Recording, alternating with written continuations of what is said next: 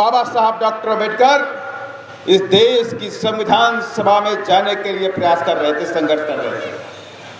और एक कांग्रेस की पार्टी और कांग्रेस के लीडर पूरी ताकत लगाए हुए थे कि बाबा साहब डॉक्टर अम्बेडकर संविधान सभा में जाने न पाए। सारी पब्लिक सेक्टर की कंपनियां, चाहे वो गेल हो, चाहे वो सेल हो, चाहे IOCL हो, अभी बैंक भी बेचने वाले हैं, LIC बेचने वाले हैं, सारे स्टेशन बेच दिए हैं, एयरपोर्ट बेच दिए हैं। तो अब आप बताइए, बहुजन समाज के जो लोग हैं, जो बाबा साहब के अधिकारों की वजह से पढ़ लिख करके और उनके रिजर्वेशन के अधिकार की वजह से इस देश में नौकरी करते हैं, अपने पैर पे खड़े होते हैं, तो रिजर्वेशन तो बचेगा ही नहीं, नौकरियां बचेंगी नहीं, तो आप कहाँ जाएंगे साथियों?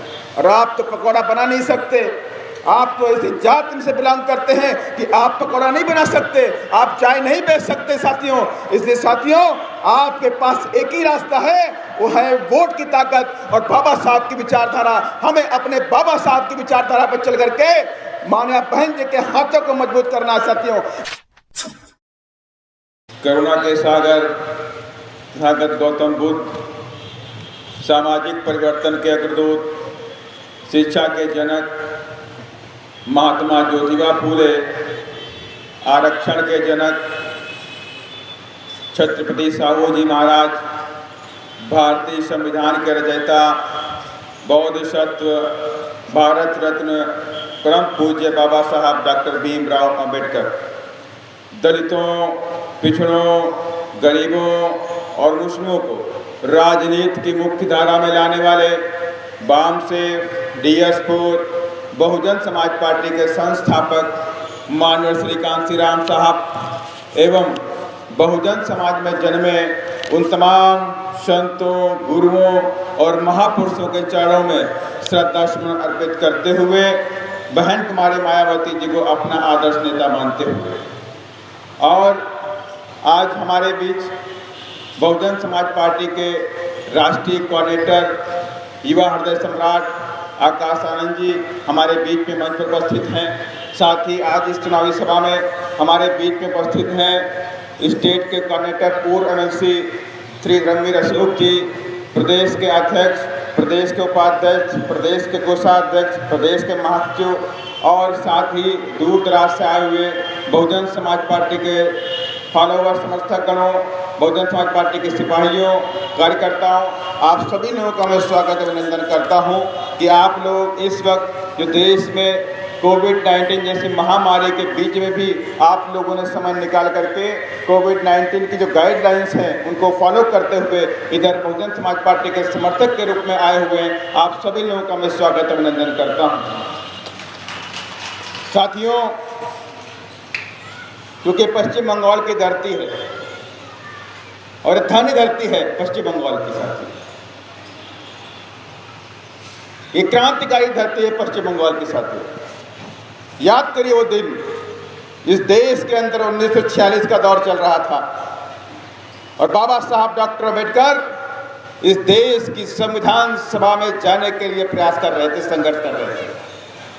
और एक कांग्रेस की पार्टी और कांग्रेस के लीडर पूरी ताकत लगाए हुए थे कि बाबा साहब डॉक्टर अम्बेडकर संविधान सभा में जाने न पाए सकते। और उस वक्त बाबा साहब ये चाह रहे थे कि मैं बंबई प्रांत से जीत करके संविधान सभा में पहुंचूं और इस देश के अंदर जो हजारों दलितों, गरीब हैं, जो आदिवासी हैं, जो पिछड़े समाज के लोग हैं, जो सदियों से इस देश में गुलामी की जंजीरों से जकड़े हुए हैं, उनकी जंजीरों को तोड़ने का काम करूं। लेकिन कांग्रेस जान नहीं थी और कांग्रेस ने पूरी ताकत लगा दी कि बाबा साहब डॉक्टर अम्बेडकर को हम बंबई प्रांत से संविधान सभा में भेजने नहीं देंगे, साथी जाने नहीं देंगे। तो धन्य है पश्चिम बंगाल के लोग, जयसोर खुल्ला जो उस वक्त भारत का पार्ट था, वहाँ के नमो सूत्रा लोग, वहाँ के मुस्लिम समाज के लोगों ने बाबा साहब से रिक्वेस्ट किया कि बाबा साहब डॉक्टर अम्बेडकर आप हमारे यहाँ आ जाइए, हम आपको अपने हाथ जिता करके इस संविधान सभा में भेजने का काम करेंगे साथियों। और धन्य है महाप्रना जोगेंद्र नाथ मंडल जी और धन्य है मुकुंद भारती मलिक जी, जिन्होंने अपनी सीट को सेक्रीफाई करके बाबा साहब डॉक्टर अम्बेडकर को लेकर के साथियों। और बाबा साहब जयसर और खुलना से चुनाव जीत गए और ये बात कांग्रेस को अच्छी नहीं लगी साथियों।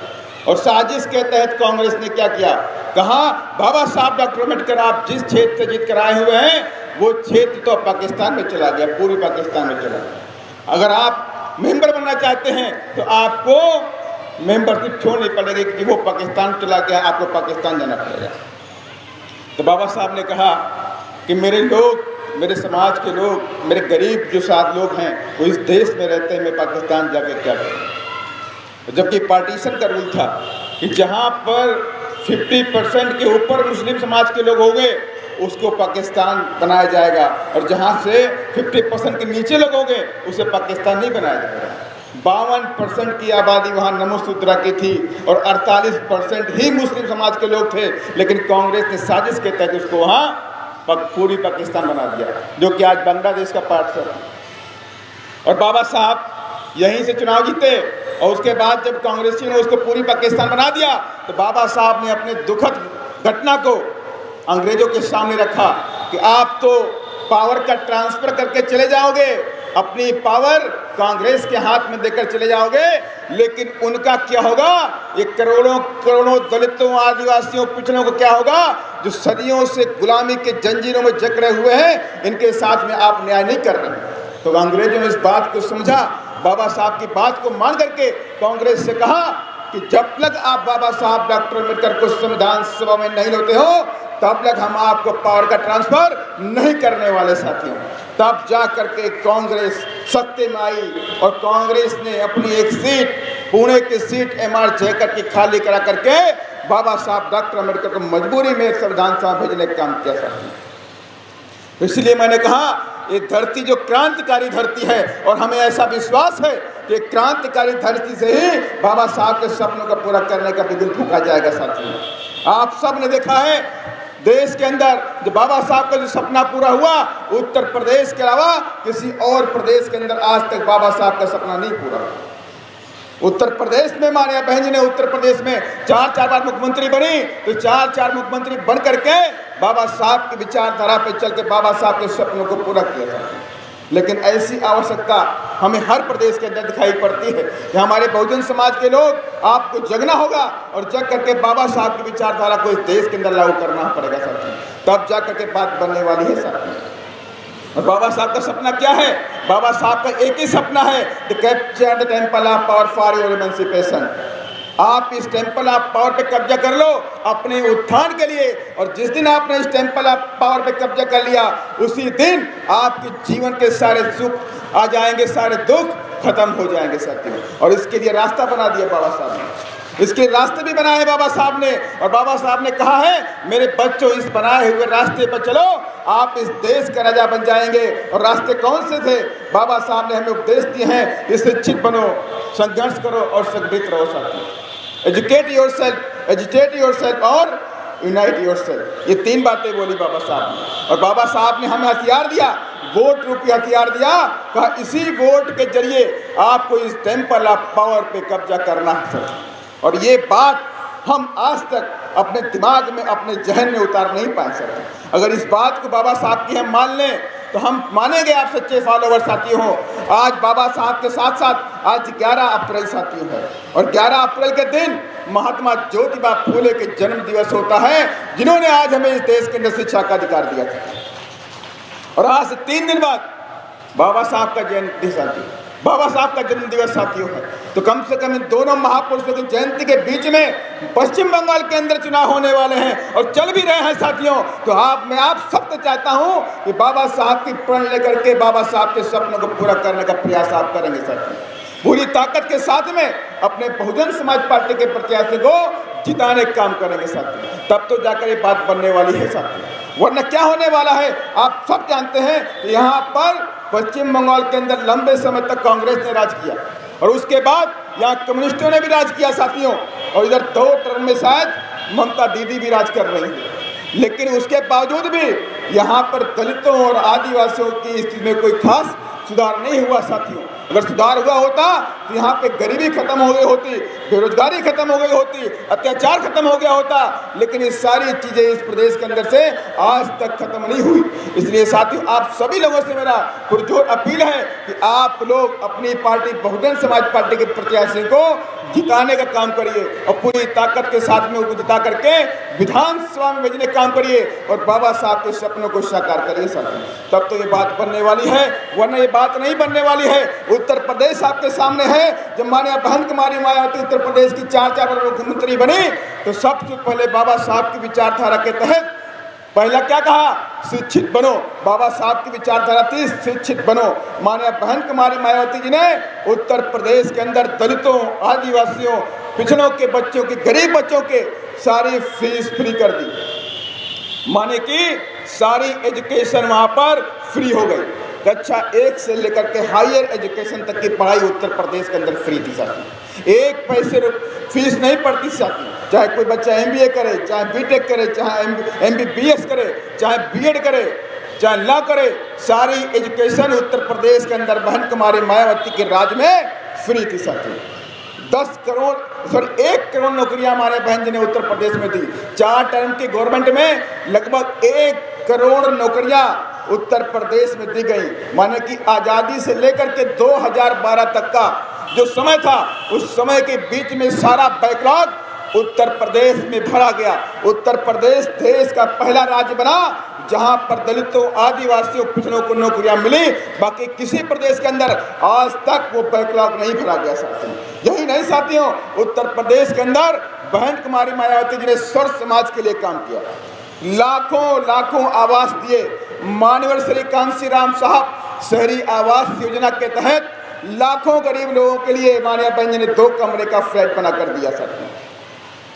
2 कमरे का फ्लैट बना के दिया। कोई जातिवादी व्यवस्था नहीं थी उत्तर प्रदेश के अंदर। सर्व समाज के लिए काम हुआ और सर्व समाज के लोगों को, गरीब लोगों को उत्तर प्रदेश में 2 कमरे का फ्लैट दिया गया, बना करके दिया गया, और जिनकी कीमत 10 से 15 लाख रुपए थी साथियों। राष्ट्र इस देश के अंदर सेंटर में भी गवर्नमेंट है और पश्चिम बंगाल में भी गवर्नमेंट है। मैं दावे के साथ में कहता हूं, इतनी बड़ी योजना इस देश में कोई लागू नहीं कर पाया। सिर्फ बहन कुमारी मायावती जी ने उत्तर प्रदेश में लागू करके दिखाया था। और यही नहीं साथियों, उत्तर प्रदेश में माता सावित्री बाई शिक्षा मदद योजना लागू किया। कहाँ माताएं बहनें जो होती हैं वो अपनी बच्चियों को पढ़ाती नहीं है, इसलिए अपनी बच्चियां जो हैं वो पढ़ लिख करके आगे नहीं बढ़ पाती हैं। तो बहन कुमारी मायावती जी ने शिक्षा के लिए भी कुछ नए कानून बनाए साथियों। इसके लिए बहन जी ने कहा, जो बच्ची हाई स्कूल पास करेगी उसे 11,000 रुपये मिलेंगे और 1 साइकिल मिलेगी, और जब वो बच्ची इंटर पास करेगी तो उसे 15,000 रुपया और मिलेगा। माने कि 3 साल के अंदर 25,000 रुपया उस बच्ची के अकाउंट में आएगा और 1 साइकिल मिलेगी साथियों। इसे कहते हैं सावित्री बाई फूले शिक्षा मदद योजना। इसके साथ ही उत्तर प्रदेश में और भी तमाम योजनाएं थी। जिस तरह से माननीय बहन जी ने उत्तर प्रदेश पहला राज्य बना जहां पे सभी इस तरह के सरकारी ठेकों में दलितों को और आदिवासियों को 21% का रिजर्वेशन दिया गया। 21% का रिजर्वेशन दलितों और आदिवासियों को सभी तरह के ठेकों में दिया गया, और आज तक ये काम भारत देश के अंदर किसी भी राज्य में नहीं हुआ जो काम उत्तर प्रदेश में हुआ। और इसके साथ ही उत्तर प्रदेश के अंदर बाबा साहब को सबसे बड़ा सम्मान मिला सकता है। बाबा साहब का सपना भी पूरा हुआ और विश्व में सबसे बड़ा पार्क लखनऊ के अंदर बन के दिखा, जो बाबा साहब डॉक्टर भीमराव अंबेडकर बनाया गया साथियों। इतना बड़ा पार्क विश्व में कहीं नहीं है जितना बड़ा पार्क बहन कुमारी मायावती जी ने उत्तर प्रदेश में बनाकर दिखा दिया साथियों। इसलिए साथियों, आप सबसे मेरी रिक्वेस्ट है, मेरी पुरजोर अपील है कि आपको कहीं भ्रमित नहीं होना है, ना ही इस कांग्रेस के चक्कर में भ्रमित होना है, ना ही बीजेपी के चक्कर में भ्रमित होना है, ना ही इन कम्युनिस्टों के चक्कर में भ्रमित होना है, और ना ही TMC के चक्कर में पड़ना है। आपको अपनी पार्टी बहुजन समाज पार्टी के प्रत्याशी को जिता करके विधानसभा के अंदर भेजने का काम करना है, तब तो ये बात बनने वाली है साथियों। वरना बाबा साहब का सपना कभी भारत में पूरा नहीं होने वाला साथियों। और आप देख भी रहे हैं कि केंद्र के अंदर अभी भारतीय जनता पार्टी की सरकार है, और भारतीय जनता पार्टी की सरकार में सारी कंपनियों को बेच दिया। सारी पब्लिक सेक्टर की कंपनियां चाहे वो गेल हो, चाहे वो सेल हो, चाहे IOCL हो, अभी बैंक भी बेचने वाले हैं, LIC बेचने वाले हैं, सारे स्टेशन बेच दिए हैं, एयरपोर्ट बेच दिए हैं। तो अब आप बताइए, बहुजन समाज के जो लोग हैं, जो बाबा साहब के अधिकारों की वजह से पढ़ लिख करके और उनके रिजर्वेशन के अधिकार की वजह से इस देश में नौकरी करते हैं, अपने पैर पे खड़े होते हैं, तो रिजर्वेशन तो बचेगा ही नहीं, नौकरियां बचेंगी नहीं, तो आप कहाँ जाएंगे साथियों? और आप तो पकौड़ा बना नहीं सकते, आप तो ऐसी जाति से बिलोंग करते हैं कि आप पकौड़ा नहीं बना सकते, आप चाय नहीं बेच सकते साथियों। इसलिए साथियों, आपके पास एक ही रास्ता है, वो है वोट की ताकत और बाबा साहब की विचारधारा। हमें अपने बाबा साहब की विचारधारा पर चल करके मान्या बहन जी के हाथों को मजबूत करना साथियों, क्योंकि मान्या बहन जी आज बाबा साहब की विचारधारा को, इस रुके हुए कार्रवाई को लेकर के मान्या बहन जी पूरे देश में संघर्ष कर रही हैं और हम सबको मिलकर के मान्या बहन जी के हाथों को मजबूत करना होगा। और मजबूत कैसे कर रहा है? जब आप बहुजन समाज पार्टी के प्रत्याशियों को भारी से भारी मतों से जिता करके जब विधानसभा में भेजने का काम करेंगे, तब ये बाबा साहब की बात पूरी होने वाली है, वरना ये बात पूरी नहीं होने वाली साथियों है। इसलिए साथियों, मैं चाहता हूं आप लोग इस बार बहुजन समाज पार्टी के साथ में पूरे क्षेत्र में फैल करके जाइए और लोगों से कहिए कि हम इस बार किसी के बहकावे में नहीं आने वाले हैं और इस बार हमारा जो वोट है हाथी के निशान के सामने पड़ेगा और कहीं नहीं पड़ने वाला है। और हम सब बाबा साहब की संतानें हैं, बाबा साहब के फॉलोवर हैं और बाबा साहब ने कहा था आप अपने वोटों का सौदा नहीं करना। क्या कहा था कि मेरे बच्चों, वोट आपको दिया है, इस वोट के जरिए आप पे अपने होने वाले अत्याचारों को खत्म करना है, आप पे जो आपके जुल्म हो रहा है उसे खत्म करना है, इस देश की मुख्य धारा में आना है, आपको बराबरी लाने हैं। तो आपके पास एक ताकत है, वोट की ताकत है, तो इसे जाया करने का काम आप नहीं कर रहे हैं और इस बार अपने वोट को सही दिशा में डालने का काम करें और बहुजन समाज पार्टी के प्रत्याशी को जिता करके विधानसभा में भेजने का काम करें। यही मेरी आप लोगों से पुरजोर अपील है। और अब इस और साथ ही मैं अपनी वाणी को विराम देने से पहले चाहता हूं आप लोग मेरे साथ में जोरदार बाबा साहब के नारे लगाएंगे, बहन कुमारी मायावती जी के नारे लगाएंगे। बाबा साहेब, बाबा साहेब, बहन कुमारी मायावती।